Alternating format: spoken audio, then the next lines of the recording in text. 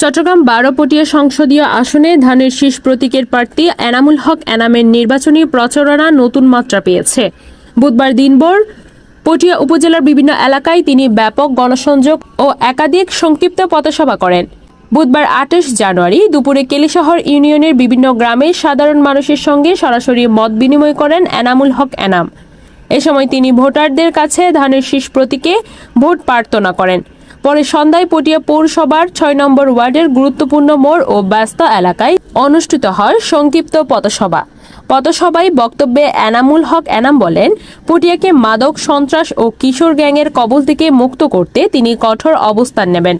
তিনি বলেন, জনগণের ভোটে বিএনপি রাষ্ট্রক্ষমতায় এলে আইনের শাসন পুনঃপ্রতিষ্ঠার মাধ্যমে সাধারণ মানুষের ন্যায্য অধিকার নিশ্চিত করা হবে।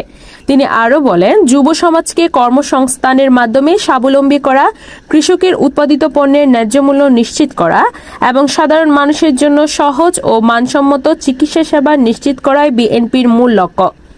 এনামুল হক এনাম বলেন, দীর্ঘদিনের অবহেলা ও বঞ্চনায় পিছিয়ে পড়া পটিয়াকে উন্নয়নের মূলধারায় ফিরিয়ে আনতে শিক্ষা, স্বাস্থ্য, যোগাযোগ খাতে টেকসই ও বাস্তবসম্মত উন্নয়ন পরিকল্পনা বাস্তবায়ন করা হবে।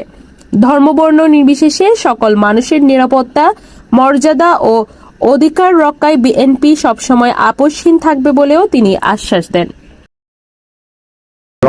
তারেক রহমানের দারুল শীষ প্রতীকের যদি আরে যে ওনারা আছে পারে প্রতীকী বেদিকের দারুল শীষ আর বিজয়ী হইলে ওনারা কি দিবে?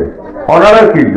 ওনারা তো ভোট দিবেন বন্ধ না নাকি তো ভোট দিবেন?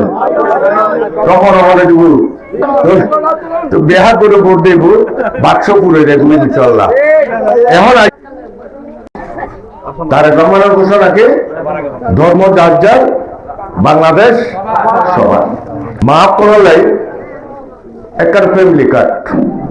ওনারা যখন ধানের শীষ প্রতীকে পড়বেন মাই অকল থেকে ধানের শীষ প্রতীক যখন জিতেব আর যখন তারেক রহমানের প্রধানমন্ত্রী হিসেবে পাইও সরকার গঠন করব, তাহলে এই মেকার ফ্যামিলি কার্ড আসব আছে না।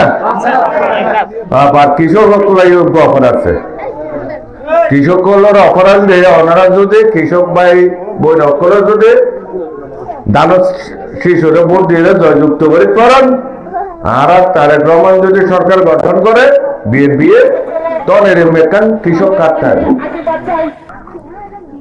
এই কার্ডটা বিএনপির যখন ওনারা ভোট দিয়ে দানত শিশুরে ভোট দিয়ে জয় করিবেন আর প্রধান তারেক রহমান যখন দেশ চালাই বলে প্রধানমন্ত্রী বানাইবেন তখন এই পরিবর্তন সম্মানী বাদ হইব আর প্রতিজ্ঞা দে আর কারণ তারেক রহমানের ঘোষণা এই বাংলাদেশের তো দুর্নীতি মুক্ত বাংলাদেশ গড়ানো ওনার অন্যন কিনা তাহলে দুর্নীতি মুক্ত হইলে আরা পটিয়া কি দুর্নীতি ভিতর থাকবে না? তাহলে আরা পাঠিয়ে দেখিলে এই দুর্নীতি মুক্ত করে বললে, সন্ত্রাস মুক্ত করে বললে, চাঁদাবাজ মুক্ত করে বললে নাকি?